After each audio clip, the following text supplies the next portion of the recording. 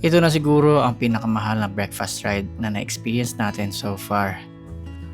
Hindi dahil mahal ang location o mahal ang pagkain sa aming pinuntahan, kundi dahil nasira ang phone ko. Papunta pa lang ay nasiraan na agad tayo ng cellphone. Dahil hindi ko namalayan na nahulog na pala ito sa ating bulsa. Nahanap pa namin ang phone ko dahil merong nakapulot dito.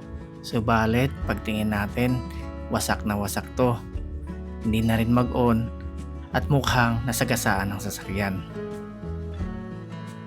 Sa kabila ng lahat, itinuloy pa rin namin ang aming breakfast ride para naman maka-unwind kami at makapag-relax kasama si Cap Jasper, si Chef Jay at si Jonard. Ang spot na pupuntahan namin ay isang overlooking na lugar sa Tupi at ang tawag nila dito ay Lantaw Tupi.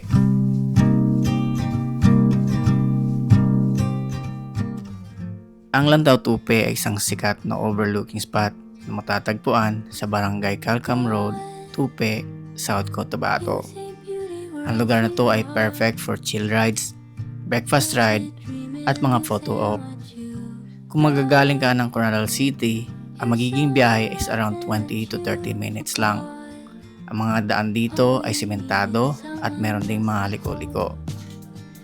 Dito makikita ang overlooking view ng Tupi at makalapit na mga bundok.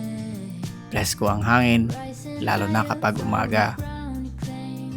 Meron din dito mga small cafes and food stall, kubo at viewing decks.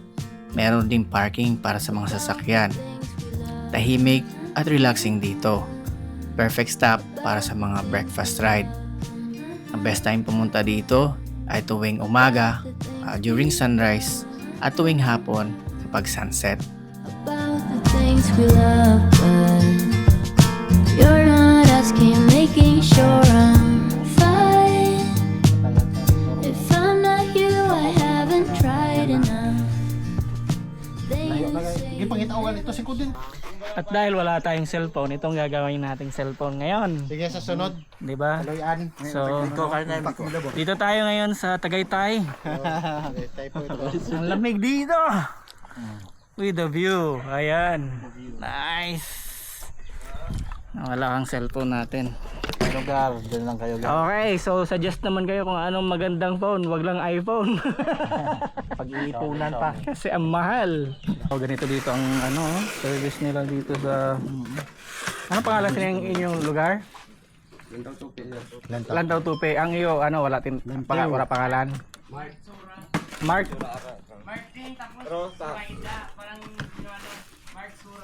Mark Sora. I-vlog namin. Para marami Dito sa Mark Sora, ito yung spot nila dito. May ongoing construction pa para siguro sa kapihan mo. Kapihan to.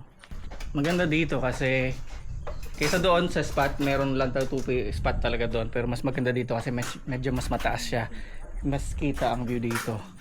Mataas. At yung tindahan nila open. Pwede ka magpaluto, pwede ka magkape kahit umaga. Ahead of time pwede kayong mag-inform sa kanila para magpapaluto kayo ng manok. Pagdating nyo dito, at least luto na yung pagkain nyo. So Mark Sora na spot dito sa akyat. Pagka dating nyo sa view deck doon sa baba, akyat pa kayo ng mga around 15 to 10 minutes. Tapos makikilala nyo dito si Jumbo. Ito si Jumbo, oh. Lapit ng lapit, oh. No? Ah. Tabi ng tabi siya. Yan si Jumbo. Jumbo. So, balik-balik lang kami dire. Nami pala dire. Thank you. Bye-bye. Paalis na kami dito. Galing dito sa Lantaw Tupi. Dito yung spot na to. Dito kami tumambay ng matagal kasi ang ganda dito. Kahit na mainit pero pag may shade lang, maganda pa rin yung hangin kasi nasa taas nga tayo ng bundok. Ayun, so paalis na kami dito sa Lantaw Tupi with the Marvel Boys. Ito yung pinaka-expensive na breakfast ride so far. Sobrang expensive. Grabe, gastos ko dito ah. Grabe. Napagastos kayo na sa breakfast ride natin. Oo. Lugi yung mayari ng restaurant. Ilang oras tayo doon. Grabe. Nasa 20k din ang gastos ko dito ha. Malaki-laki talaga yung sayo, Kap. Ano talaga, dapat pag nag-ride hindi tayo tinitipid. Oo. Basta importante, makabili tayo ng phone. Ay, aray ka.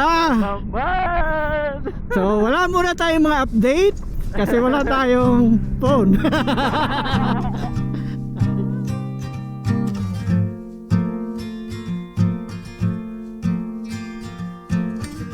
God, you see beauty where I see loss. Lucid dreaming, losing what you